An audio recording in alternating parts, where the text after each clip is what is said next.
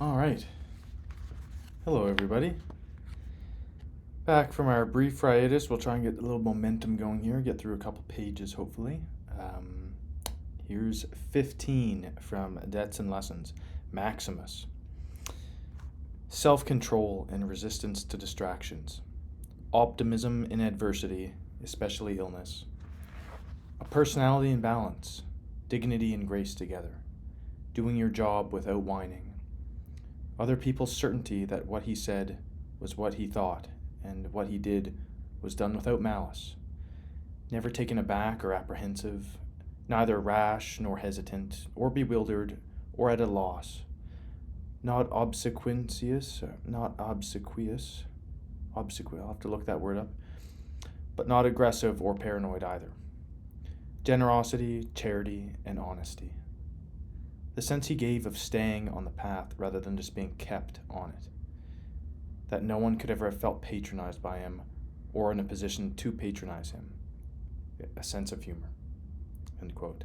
Oh, and you can see behind me there, they're cleaning the windows of the office today, so there's some snakes coming down the way. All right, so this one is quite lengthy, so we'll get to it. Hopefully this video won't end up being like a half-hour long one. We'll have to see. So Maximus, he had self-control, resistance to distractions, two ways of saying the same thing. It sounds like Marcus Aurelius viewed it as noteworthy that being able to keep your mind on a task and not be distracted was commendable. Optimism in adversity, especially illness. This one has plagued humanity since the dawn of time. People get sick.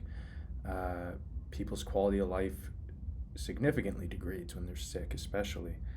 And staying optimistic and positive in those times can be both the hardest thing a person can do, but also so critically important to keep the fight going, to keep doing the exercises or the rehab or the medication or the medication regime, going to appointments, etc., and still enjoying life and not being so soul-sucking on the loved ones that might be helping you as well. If you're pessimistic all the time, your loved ones might, after 6 months, a year, 2 years, it'll have its own drain on them as well, and then your support system might begin to fail. So it was true back then, or at least Marcus really saw it was true back then. I personally think it's still true now, even though it's so easy. It's a lot easier said than done. Just the other week, I had terrible back pain throughout the night for like 3 nights in a row, and I might have slept 5 hours a night. And my God, took away. Every day was a struggle, and that was just a brief 3 days of a bit of less sleep, and sitting down for a prolonged period of time was a bit more uncomfortable than normal. So it's hard, but it's kind of like the motto of unyielding health and wellness. You gotta keep pursuing it. Don't ever give up in pursuing optimism and pursuing health and enjoyment out of life. So the next sentence: a personality in balance, dignity and grace together. So it sounds like this person had self-respect for both themselves, probably also others, it sounds. Wasn't a bull in a china shop. Like, they went through life with intent. It's just let my mind wander here. With grace together. So it sounded like this guy knew what he stood for, knew what he wanted to do, knew how he wanted to be treated, how others should be treated, and then did it gracefully. So you could take it like he did it precisely, smoothly. Did it almost I get the sense that it seems here like maybe effortlessly, and just a natural part of him. Just did it well. Doing your job without whining. So again, I remember my God, my father and uncles, saying this often when I was a child, even still now.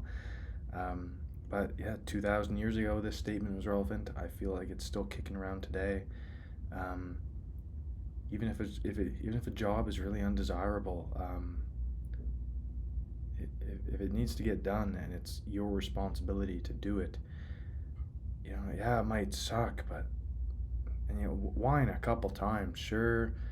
Oh God, like blah blah blah blah blah, but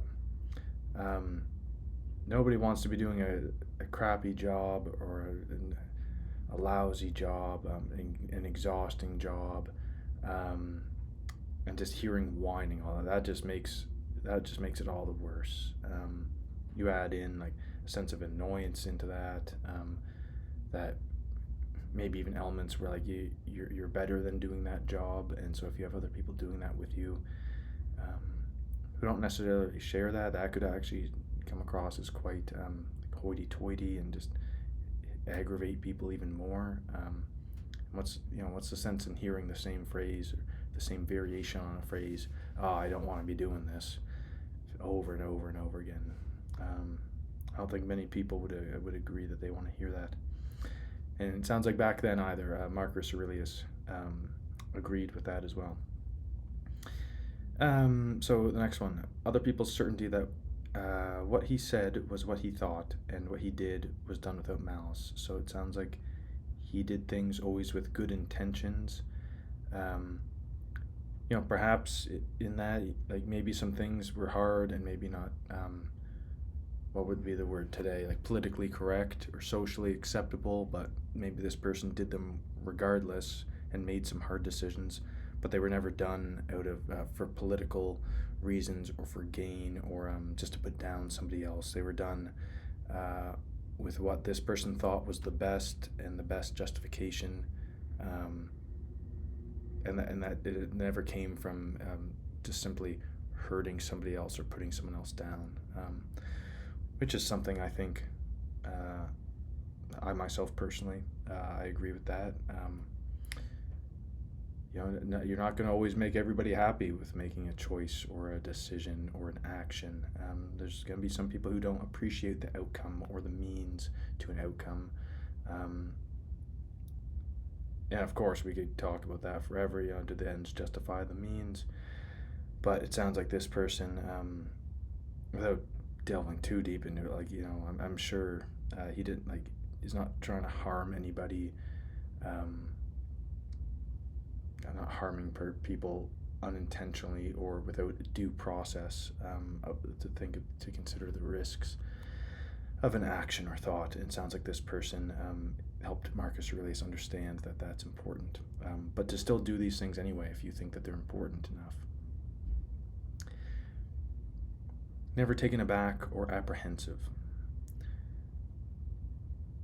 So it sounds like maybe a very steadfast person, level-headed, maybe kind of, you're getting a theme here that this person was very well organized and collected and intentional in how they lived their life, and probably also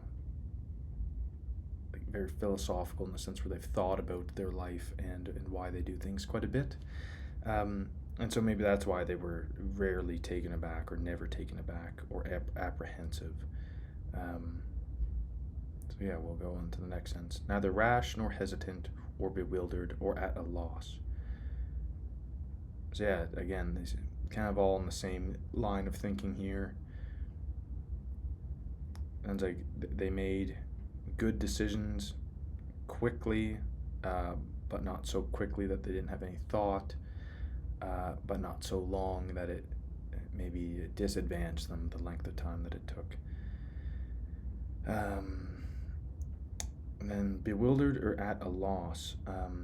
So that part, the bewildered part, I think is again, falls in line with just they think things through thoroughly. But then that part, that at a loss, it sounds like they see things on the positive side or neutral things and have a natural way of spinning things to I don't know if you could say to their advantage, or to to their advantage. Just like, glass half full thinking type of guy. It sounds like who this person was, Maximus. Not obsequious. I don't think I've ever seen that word before. Let's have a little look. Obsequious.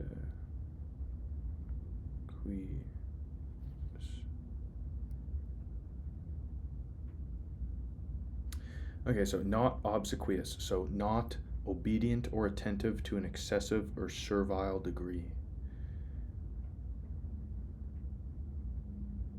So, an obsequious person is characterized by showing servile obedience and excessive eagerness to please, fawning, ingratiating, or ingratiating. So,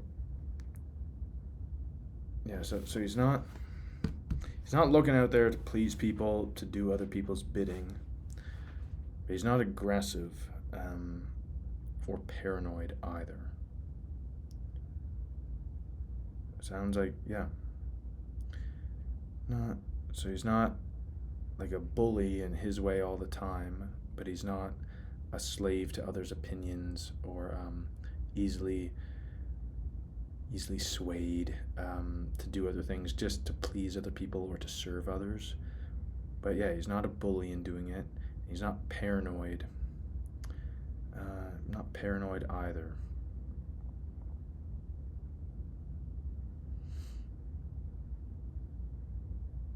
So he's not scared.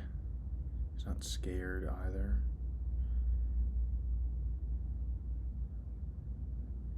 So not serving, not angry, not scared. It's essentially what he's saying to, my mind, paranoid. I mean, without thinking, my mind isn't really going anywhere, but he's just not scared. It could be scared to act, scared to be non-servile and not aggressive. There's several ways you can go with it. Again, I think in the broader theme of this passage, sounds like, again, though, it's just reiterating this person was his own person, much the same as the Severus one before. Just people who knew who they were in Marcus Aurelius' life and weren't afraid to do it.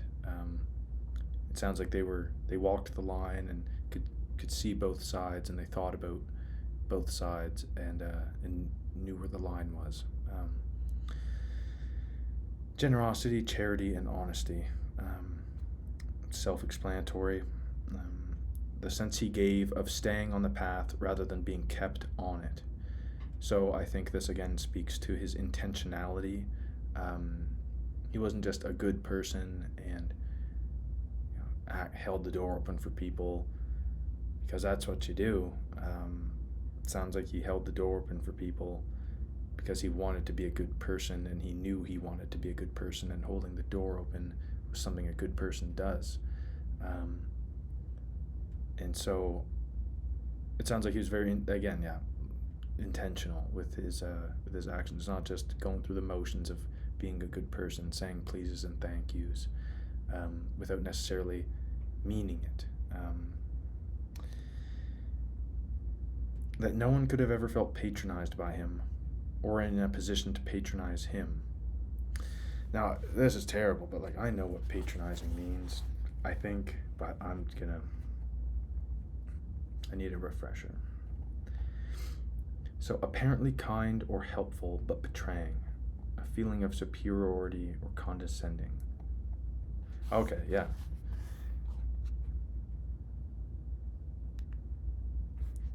So high, holier than thou,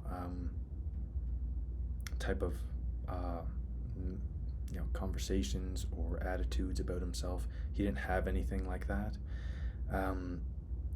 And should someone desire to hold that type of status above him or speak down to him in a patronizing sort of way, it sounds like it just wouldn't have happened. Because it sounds like this person was a very high character, high integrity, and probably he's also very high class. Let's be honest, though, he's talking to Marcus Aurelius regularly enough, so it probably would have been hard to do it for that anyway. But it sounds like he was a humble person, and perhaps treated others as he would want to be treated, and as such, not many people, were in a position to downplay him because maybe they just couldn't, because it sounds like he was a really good guy.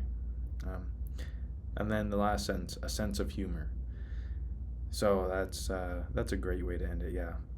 Above all else, like everything in here, sounds like he's lived with intentionality, thought about life and his decisions, was kind but also strict, and to the point when he had to be, and was okay with upsetting people now and then.